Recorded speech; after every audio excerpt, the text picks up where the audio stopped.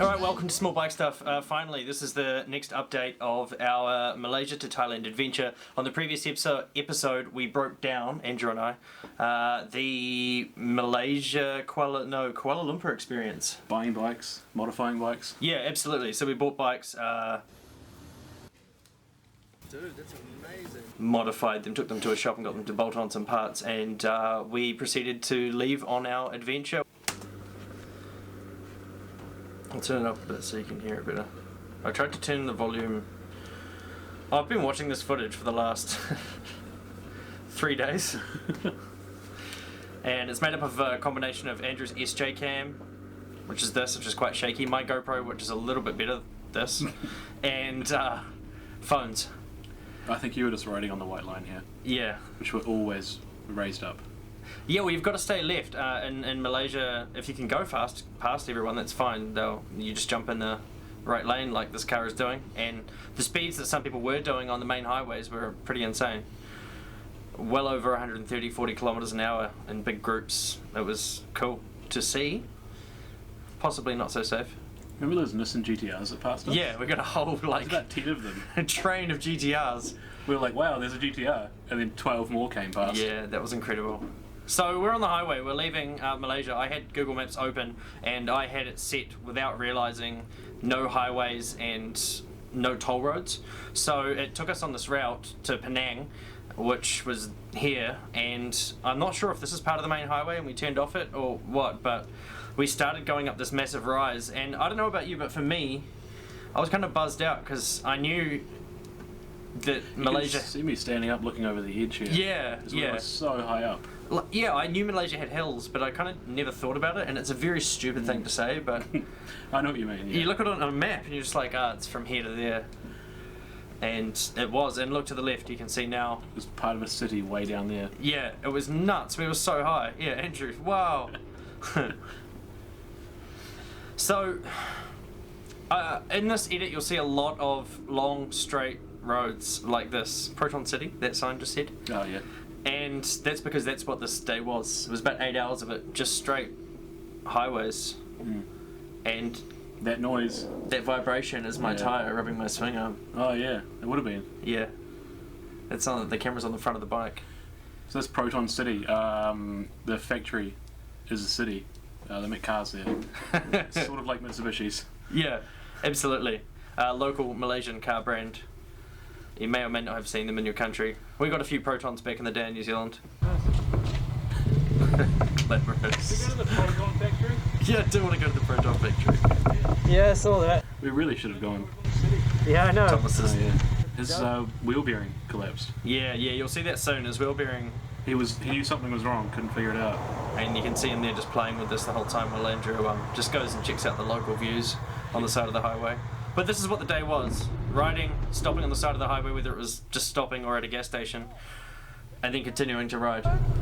There's a motorcycle track to go around the back. I'm telling him about... That told us that we'd never make it to in the morning. Like I said, my maps was set to no highways, so we rode along, and eventually soon, I'll tell you when, we figured that out, and our day suddenly turned into a 8-hour day instead of a projected 12 or 13-hour day on bikes. Make sure you use your modern technology properly. Remember all these... The rumble strips? Yeah.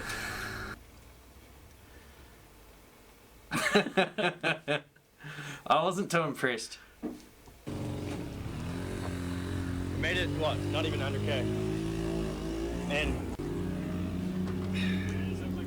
my adjuster on this side, the nut came off, so that was kind of stupid. That's right. Was it Notice nice? how my wheel didn't keep spinning? Yeah, the It brake stopped. was too tight. So basically, I got my new wheels put on and they adjusted the swing arm, the chain tension and everything like that, and we rode about 100 k's, and my swing arm, my axle bolt was completely off. This was like out here, and I've bent my hand twice fixing it, but it's all sorted, so that's good. I'm hoping this tyre will last. It was a nice town to stop in. Yeah. But yeah. I just want to showcase about that point and have a conversation about the fact that that's what I was dreading on this trip. you can sit there and plan as much as you want, and I planned like overzealously. Andrew and Thomas could both attest it, and Thomas, wish you were here, come to the next one. They could both tell you a dozen times of me being like, hey, do you want to do this, or what do you think about this idea? And these guys had never really been, they didn't know what to expect, so eventually it got annoying, and they were just being like, we'll just do whatever. Yeah, just take us. Yeah. We'll be there. And I knew these guys had a bit of mechanical skills. We put a toolbox on the back of Andrew's bike, or in your top box, I think, and we stopped, and I was kind of panicking. Well, we discovered the rubber burning smell, and then saw what had happened, and then we rode another like 10 kilometers with my tyre on the... Did you know that it had started touching? We were waiting for someone to pull over. Yeah, I didn't know if... At that point. Yeah, I was riding with it still rubbing, just like, oh well, what else do I do? But in this day and age, I'd stop immediately and fix it. I think maybe you're looking for a shop and there wasn't one there. Yeah.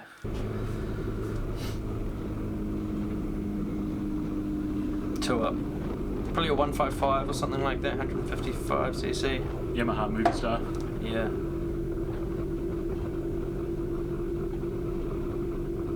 Oof. So close. And they're quite good over there. The roads have, in Malaysia, so many warnings about everything and signs everywhere. And they're written in Malay, which is English letters. But you can kind of understand a few items because it just matches. This is a P plate from Australia. No, we're in Malaysia. Getting Thomas's wheel bearing changed. Yeah. So we missed the part where we stopped at a town before this and tried to find like a... Speak up quite a bit. Sorry. Like an engineering shop. Very beautiful. Or a bolt shop. And that was difficult. We stopped at a tyre shop and said to them, a car tyre shop, do you guys have washers? And they were like, what? No, go away. Yeah. Pointed down the road, and we rode for a while and then realised... Awesome. Hold on. I think that's... Yeah. Andrew Thomas's wheel bearing collapsed, so he's getting a new one. It collapsed because they smacked them with hammers as hard as they fucking can. But that's okay, it's getting fixed, and be arriving a bit later than we anticipated, but that's awesome, and life is good. Thomas? Thomas is smiling there, but he's not happy. No, we tried to fix it just before that with a washer we did eventually find. From a shop. We found a DIY shop in Malaysia and Thailand and some places in Southeast Asia. There's a place called Mr. DIY, and we saw one, we knew about it, so we stopped there and thought, they might have a selection of washers in a box, a little plastic tackle box or something, and no. And then we saw an engineering shop, and we went there, and Thomas is too scared to speak to anyone at this point. And Andrew had kind of plucked up the courage just to speak to people. They spoke enough English. You just speak to them and they'd understand. So we walked up to them and said, hi, do you have a washer? And I remember them. The guy was said, flat washer? Yeah. And I was thinking, what other kinds of washers are there? Ignorantly. They gave us 4 or 5 washers, watched us put them in ourselves, asked us if we were mechanics. Yeah. Are you mechanics? No. They said, well, you're working on your bikes. You have tools. You have tools. You must be a mechanic. And that was a misconception we got the whole way around Southeast Asia, or the 2 countries we went to. People asking us if we were mechanics the whole time. But here's another great showcase of what quite literally 3 to 4 hours of our day was. At this point, we'd also changed phones, and we were on a highway now. Yes, absolutely. Your phone went flat. My phone started to go flat, and at that last shop that I just did a story update, Andrew put in Penang, and it came up saying arriving at 5 p.m, not 8 or 9 or 10 p.m, and we were like, what's happened here? And it turns out I'd avoided the highways, which was good in hindsight because this would have been horrible for 8 hours. And we wouldn't have found the shops as easily to fix your bikes. Yeah, there's no shops on the side of the highways for motorcycle repair, so we were lucky in the end. But yeah, if you want to find cool stuff in Malaysia, plan a longer time and turn highways off. You'll have fun. And I remember the ground started... I don't know, we rode along this flat bit for a really long time and then it just started rising up a little bit. And like to note that the road surface is really nice. Yes. Most of the time in Malaysia, really smooth, fresh tarmac. Even off the highways. Yeah. Yeah, it was incredible. See the feet? Yeah. That's you. Yeah. Pillion pegs were great, stretching out. And then here we go, the big fingers coming out of the mountains. The big limestone kind of formations, I guess. There's more. And those past 4 or 5 clips are spread over about 2.5-3 hours. and that's just solid 80-ish, 85 kilometers an hour max. My bike was not happy at any faster than that. At this point, Andrew had got sick of wearing his backpack on the first day, and decided to tie it to his top box, but it was starting to come off. Oh. And he didn't realise for ages, and my bike wasn't fast enough to catch up to him. He had a 110, and every time I came up beside him, he'd just start accelerating more, and I was, well... Oh, is this the strap here? Yeah, the strap on the right side of the bike. See, look, I come right up beside you, like, hey, dude, like, I'm trying to get your attention right here, I remember it specifically. And you kind of just accelerate away. Everything's a race. Yes. I was really worried it would get caught in his wheel and throw him off. Yeah. But it didn't. I'd had an accident about 4 months before that at the East Cape. Yeah. Where I've had it since then. Yeah. It is not nice. No. Getting a strap in your wheel. Tried to catch up to you again, the road narrows. Every time we stop. We saw these guys at 2 or 3 different gas stations. They follow me on Instagram now. Yeah. And we're climbing a mountain range here. My bike was the slowest up hills. It was not happy going faster than 50-ish. So these guys just had to wait for me, really. Just blowing off some steam. Yeah, just stopped on the side of the road somewhere. Top of a hill. Yeah, nice. Cool to see these kind of rest areas and stuff around, but yeah, going up hills you were faced with this. Traffic in the outside lanes going quite fast. This is as fast as I could accelerate. This is my bike. The trucks were slow, but we were faster than the truck. It was hard to find your place. Stay safe. Yeah. Yeah. Well, this is incredible, just climbing mountain ranges, and we eventually come down the other side. It's a really, really cool part of Malaysia. I wish we got to explore more. It was quite near the coastline. Tunnel! Yeah. Don't really remember. I do, because this is me filming. I do remember it being extra hot in there. Yeah. Like it was already hot. Yeah. Are you ready? And so there was 2 tunnels, one for each traffic direction, which of course makes sense, like when you think about it, but I had to point that out for some reason. It's Andrew zooming past me. And Thomas. And I was pinned. Did he have a camera on? Yeah, he never gave us the footage. Thanks, bro. I don't know if you turned it on. Is this That's you with your film camera. Yeah. We are coming close to the bridge now. I'm going to pause this. And we're going to go talk about that bridge. The Sultan. No, we need to give this bridge justice. It's seriously... Okay, so in Malaysia... I'm going to put a map on the screen at the moment. Alright, one thing about Malaysia, I guess, to say outright, is it's quite a small country. If you just went for it, you could get from one end to the other in a day. No problem at all. I'm talking about a whole day. Probably 15 hours, in a car. There's a few good stops. It's a short place. But there are quite a few islands around it in different locations, and one of the big islands is Penang. And Penang Island was previously not connected to the mainland at all, and then in the 1970s, so until 1985 there was no way to connect, no way to get to Penang from the mainland except for ferries. Yeah. And they built a bridge, opened in 1985, awesome. It's 13.5 kilometers long. It's massive. It's such a long bridge, but there's a longer one, which they built more recently. In 2006, construction was finished, and I'll try to throw some photos and videos of this bridge here now, because there is some shortly, but it just doesn't do it justice. This is 24 kilometers long. It was mind-blowing. It took us about 35 to 40 minutes to cross the bridge. Let's keep watching. Is it like refinery or something on the left? Yeah, something. Plaza Toll, 1,000 meters. Saw the signs for Georgetown. Georgetown, that's where we were going. Yeah. And so this is our bridge, but it's not the main bridge. And it has a dedicated motorcycle lane, as you can see here. But we wanted to go straight to Georgetown, which you can see on the sign coming up here on the right, says to go straight, but we're in the left, and it says you're going to go left. And so it was like, I remember having a mild heart attack Yeah, because you can't turn around. And yeah, you could tell the land was coming to an end, and we're about to, you know. It looked like it wanted to take us the left down the coast again. Yes, it did. Didn't want to go that way. Little did we know.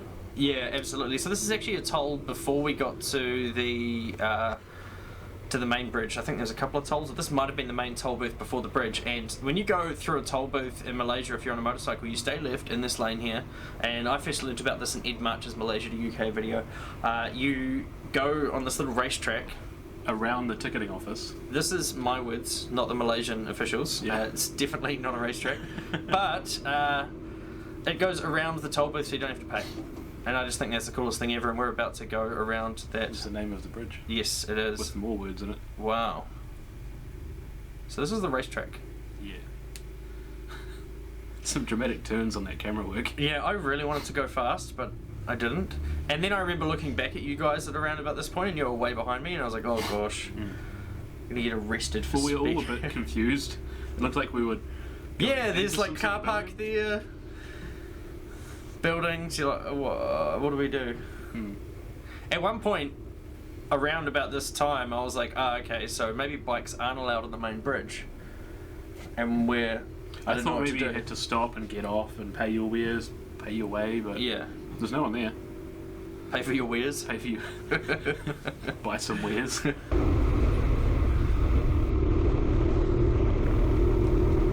So yeah, just pottering along. So that's the bridge. You can see way in the distance, sort of going up, I think. Yes, okay, so there's these little gaps in the... Yes. You can see me looking at my phone. I'm like, What do I do? But this is the one... Yeah. And Thomas...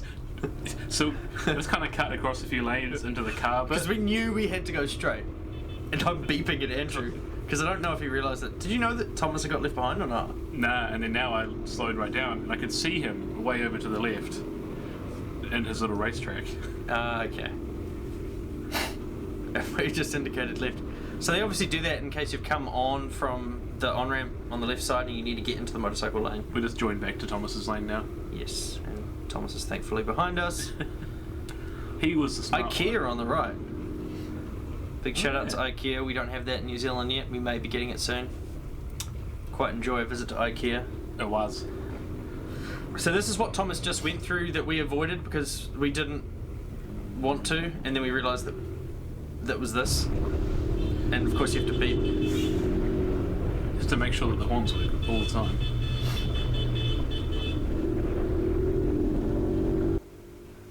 I think this is it. This is the last hurrah, possibly. Onto the bridge. There's some hair in front of me. Another toll? Another toll bridge? It looks like another toll booth. Plaza Toll. Yeah, and that's the name of the bridge. I think this is directly before the bridge, though. Oh, it opens right up on this one. And then we just cruised on through. Yes, I remember this now. It was green. Green, just go. And there was no one here. But you waved anyway. Yeah. There's cameras as well. Yeah. Were we supposed to do something? No, I think that's pure just, hey, we're going to make sure we record who goes on and off this island. Which wasn't uncommon, as we found out later in the trip, and you will see on the next edition of this where we go from the border in Thailand all the way up to just below Bangkok. Do you remember giving your fingerprint quite a few times in Malaysia? Only getting into the country and leaving. And also registering your bike? Yes. Fingerprint matters over there. Yeah. Look at that lean angle, man. I'm really impressed. It's a Yamaha Legenda Sport. It's made to lean. It wasn't a sport. It also had a lot of weight in that Whoa! box. Where's he going? I don't know. I had my toolkit in the top box. It was very top heavy. Yes. And a big bore kit for my engine. Yeah. We had packed our bags to the absolute max. You can see it starting to rise there in the distance. And The big bore kit's over there. giant scary fingers coming down. And this is it. On the bridge. There's the ocean. And we all start buzzing out right about now. We all have our phones out while we're riding. And I don't care what you have to say about it. It was awesome. And you will do the same thing when you go along this bridge. Feel free to leave a comment, but I'm not going to reply. Do you remember the little fishing boats and like? I did. Yeah, you can see that soon. So yeah, you know, any normal bridge you could get across in maybe 20 or 30 seconds. Maybe if you're in the States and you've got some of those really long bridges separating places. We've got a few long bridges in New Zealand, but not dramatically long. You know, might be on it for a couple of minutes max. 35, 40 minutes. All those expansion joints in the bridge. And all these drains you see on the left side, and if you pay close attention soon, you'll see there's water directly below them. So there's nothing underneath. They don't go anywhere. No. Which makes sense, to be honest with you. Taking some more pictures. Yeah. I'm bored of this bridge already. Yeah. Yeah. And to be honest, the aim of this video was for me to show you accurately, and if you're still watching, I commend you. Thank you so much for watching. This is what it's like riding a bike, and if you can't handle this video, which is not very long in the scheme of things, in the scheme of a day's time, then you probably can't handle this kind of travel on long straight roads. For Andrew can. He's pretty happy. Yeah. It's a long way. And then he stopped. I hadn't considered stopping, so I was like, just keep going. Yeah, there was just no reason to not stop. There was no one around. Yeah. Well, there was a We're 6.4 kilometres along the bridge, that last sign said, on the side. I can't repeat that. It's such a flash hand move. And so Andrew's just said stop. I put my camera down and start to stop. Look at these drains. Hope I show them in this edit. Yeah, look down these drains. That's at least a lot of meters down into the ocean, yeah. Yeah. Sunblock. Water. A rain jacket. My phone.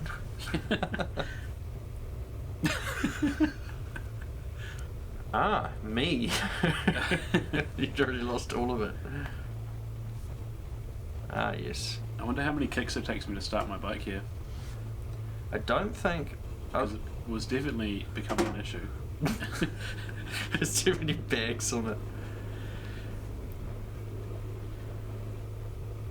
Two. It was fine.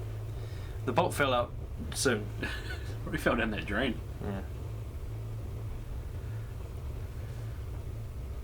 7? Yeah, so it's only 7 Ks of 24. We started to hammer it too. But we weren't the only ones on that bridge. There they are. For reference, they were bandidos. I'm cracking up. And the island's not really getting that much closer. Oh, here we go. Yes, so you cross this bridge, and then eventually you come to a bridge, and you go over, and then it connects to another bridge which turns into a few different off-ramps. Yeah.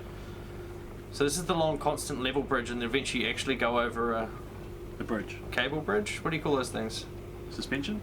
Flash bridge. Suspension bridge sounds right. Which didn't actually go any higher? Looks like it a little bit. Maybe. That last sign said like 19 or 20 kilometres, so we've still got 3 or 4 Ks to go. That's mind-blowing. An engineering marvel. Wow, we really just keep going on this. You know what I regret? Lots of things. But you know what I regret about this specific part of the trip? Yeah. Having literally 13 hours in Penang. That's all we had. We arrived at about 5 PM and left at 6 AM. I'm sorry that I took up 3 hours of your time. But that wouldn't have been enough. No, you saw what traffic was like. It took us 45 Hey, you know how yesterday Hondas sucked? Key point there. It wasn't yesterday. He had said that morning when all our bikes broke, and that's just to showcase exactly how long these days felt. We were talking about events that had happened 6 or 7 hours ago as if it was the previous day, and both agreeing. You're like, yeah, that was yesterday. Yeah, definitely yesterday. And so this is Andrew with his motorcycle that he's discovered is broken. As we got off the bridge, went through a whole bunch of traffic, took another 45 minutes once we left the bridge to get to our accommodation in Georgetown, Penang. Penang is a rather decent sized island. It's small in general, but it's still decent sized enough that you could easily spend about 2 or 3 days exploring it on bikes and probably not see everything. We had 13 hours and most of it was taken up because of...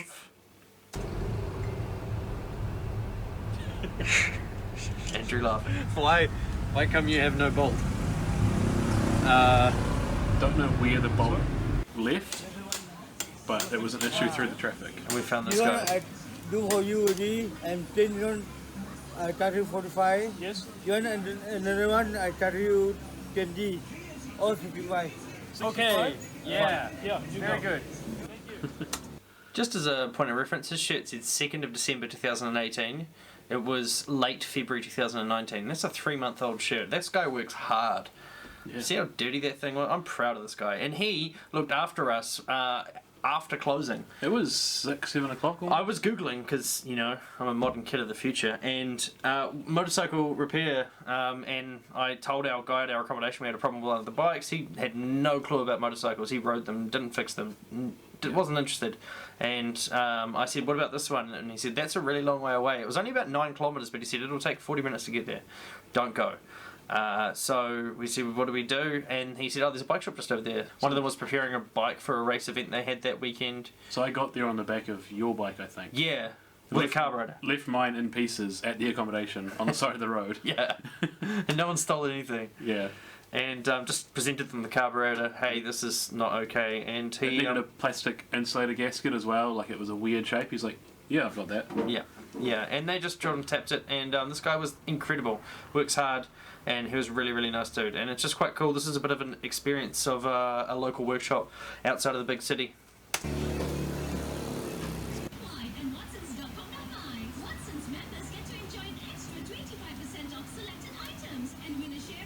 Watson's a pharmacy. Yeah. It's spelled F-A-R-M-I-C-O. Yes. These are RGV 120s. That bike on the right and the bike is hammering. Oh, it's a 125ZR Yamaha. Yes. He gets given drinks. These guys built 2-stroke 120-ish cc racing bikes that they would race all the time. That's what his shirt has on it. One of the previous events they've been to. 65 ringgit that cost. I think it was like 15 New Zealand dollars. And it happened right then. I think he's got a bucket to catch the sparks in. Yeah, that's really smart. It's for the apprentice. It's good Oh, it's water. It's hot. So he It's drops hot, so it. I just noticed that. he's not stupid. This guy's onto it. Seriously. Can't wait for the bolt to cool down. I bet you he knew where every tool in that place was. I remember this. We kicked for a while and it still. It was just didn't have any fuel in it. But still, It still was like, oh, I haven't fixed it. we have to ride this 300 kilometers tomorrow. Also like to note that underbone bikes with plastic fairings aren't that great to work on. Every single plastic clip and screw has to come off. And you break at least 30% of them the first time you take it off. And then you regret it in the future. And that's that, basically. That's what a day in the life of riding a motorcycle in a country that you're not from is like. It was amazing. We had a really, really cool time, but it's definitely a challenge. You have to be calm when things go wrong and just realise that something will happen. There's good people all around the world, and even though we were stopped in the middle of nowhere, people were very curious to see what we were doing. When I was fixing my bike in that alleyway, people are just peering in and kind of, they see you're working on it. Yeah, he must be fine. He doesn't need. He's a help. mechanic. Yeah, he's a mechanic. And just for reference, the next video starts from once we arrive in Thailand. The next morning after this was filmed, we went on the Penang Bridge, so the shorter one, and rode up to the border. Went across the border, and that was it. The next footage you will see is us in Thailand, and stuff starts to get pretty exciting. So stay tuned. Thank you so much for watching. Yeah, want to ride overseas in small bikes, on small bikes? That's what it's like. A long way, slowly. It's not always exciting. Yeah. The Instagram highlights look cool though. Yeah. Oh wait, I didn't hit that. This doesn't stop that.